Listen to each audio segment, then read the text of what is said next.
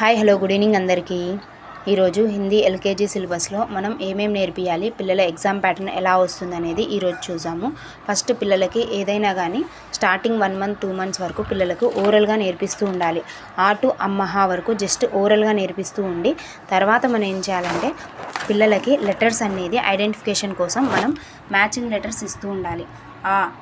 ఆకి ఆ మ్యాచింగ్ అనేది, ఈకి ఈ మ్యాచింగ్, నెక్స్ట్ ఏకి ఏ మ్యాచింగ్, అలా మనం మ్యాచింగ్ అనేది ఇచ్చిన తర్వాత మిస్సింగ్ లెటర్స్ ఇస్తూ ఉండాలి పిల్లలకి. మిస్సింగ్ లెటర్స్ దీని ద్వారా కొద్దిగా ఐడెంటిఫికేషన్ అనేది వస్తూ ఉంటుంది. తర్వాత పిల్లలకి లెటర్స్ అనేది రాపిస్తూ పోతూ ఉండాలి. అంటే తర్వాత ఈ అనేది ఇలా రాపిస్తూ పోవాలి. నెక్స్ట్ మనం పిల్లలకి తెలియజేయాలి ఏంటంటే తెలుగులో అయితే 16 లెటర్స్ ఉంటాయి, అదే హిందీలో అయితే 13 లెటర్సే ఉంటాయి. దీంట్లో వృ అనేది ఉంటుంది తెలుగులో, కాబట్టి మనము తెలుగులో ఒకటి ఎక్స్ట్రా ఉంటుంది. నెక్స్ట్ ఐ అనేది ఉంటుంది. మనకి ఇక్కడైతే 16 వస్తాయి, ఇక్కడ మాత్రం 13 వస్తుంది. ఎక్కడెక్కడ రాదు అంటే వృ ఓ అనేది మనకి ఎక్స్ట్రా ఇక్కడ రాదు, 13 వస్తాయి అనేది పిల్లలకి క్లారిఫికేషన్ ఇవ్వాలి. ఎందుకు అంటే గుణింతపు గుర్తుల్లో పిల్లలకి రాయడానికి ఈజీగా ఉంటుంది. ఫస్ట్ నుంచే మనం నేర్పించేసామనుకోండి, ఇక్కడ దీంట్లో తక్కువ ఉంటాయి, దీంట్లో కరెక్ట్గా దీంట్లో 16 ఉంటాయి, దీంట్లో 13 ఉంటాయి, అంటే వాళ్ళకి రాసేటప్పుడు కూడా ఈజీగా ఉంటుంది. చిన్నగా ఉన్నప్పటి నుంచే వాళ్ళకి కరెక్ట్ మెథడ్లో నేర్పించుకుంటూ వెళ్ళాలి.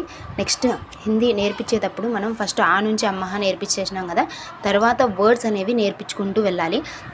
1 year పాటు ఉంటుంది కదా, 2 monthsలో మనం జస్ట్ బేసిక్ ఆలు నేర్పించిన తర్వాత పిల్లలకి ఆ అంటే అద్రక్ అంటే వర్డ్స్ అనేది నేర్పిస్తూ ఉండాలి. ఆ అంటే ఆమ్, ఈ మలి, ఈఖ్, ఉఠజ్, ఊన్, వృషభ్ అనేది నేర్పించుకుంటూ వెళ్తూ ఉండాలి.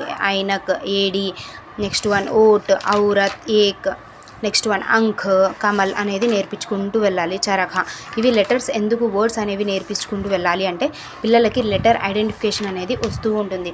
హిందీ లెటర్ ఐడెంటిఫికేషన్ కూడా చాలా ఇంపార్టెంట్. పిల్లలకి ఇవి నేర్పించేటప్పుడు కూడా తెలుగుకి హిందీకి డిఫరెన్స్ అనేది వాళ్ళు ఇక్కడే ఎక్కువగా కన్ఫ్యూజ్ అయ్యేది. బేసిక్ ఈ క్లాసెస్లోనే ఎక్కువగా కన్ఫ్యూజ్ అయ్యి తెలుగు రాసేటప్పుడు హిందీ రాస్తారు. కాబట్టి మనం ఇవి నేర్పించేటప్పుడే జాగ్రత్తగా ఒక్కొక్క లెటర్ ఎలా రాయాలి అనేది ముందే మనం నేర్పించామనుకోండి, దానికి దీనికి కన్ఫ్యూజన్ ఉండదు.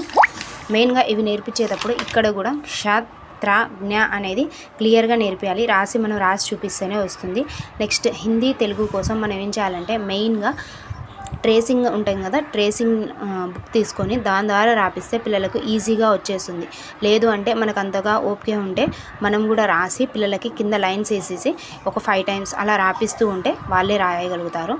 హిందీలో తెలుగులో పిల్లలకి డిఫరెన్స్ చూపిస్తూ ఉండి వర్డ్స్ నేర్పిస్తూ ఉంటే ఈజీగా నేర్చుకుంటూ ఉంటారు.